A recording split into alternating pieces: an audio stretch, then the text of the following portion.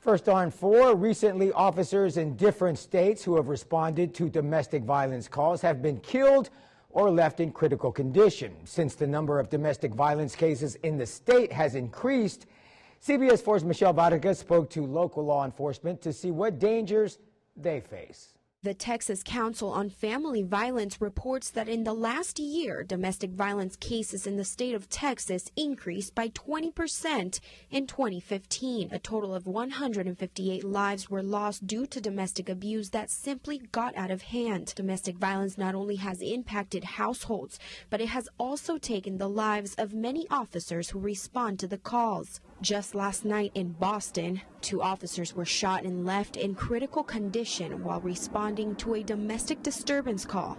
And last weekend, 2 officers from Palm Springs, California were shot and killed at the scene. Edinburgh Police Assistant Chief Oscar Trevino tells CBS 4 when officers arrive at a home, they have to be prepared for the unknown. When they arrive on a scene, the majority of the time, they're walking in there blind. They don't know what to expect. And that's why these types of cases are very dangerous. Trevino says his officers have had to put their lives at risk before while responding to domestic violence calls. We have had a couple of incidents within the past couple of years that involved officer-involved shootings.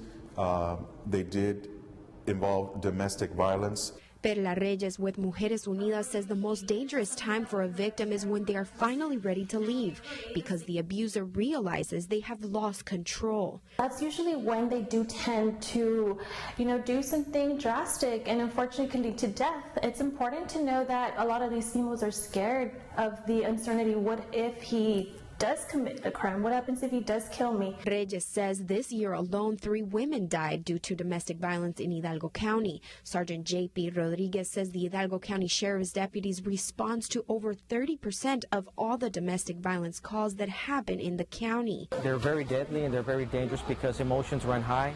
There might be individuals in crisis, and it leads to use of force situations. In Hidalgo County, Michelle Vargas, CBS 4 News, and ValleyCentral.com. Law enforcement agencies urge domestic violence victims to seek help as soon as possible before it ends up costing them their lives or possibly the lives of police officers. Mujeres Unidas offers free services to all victims. They will be holding a vigil to raise awareness next Thursday on October 20th.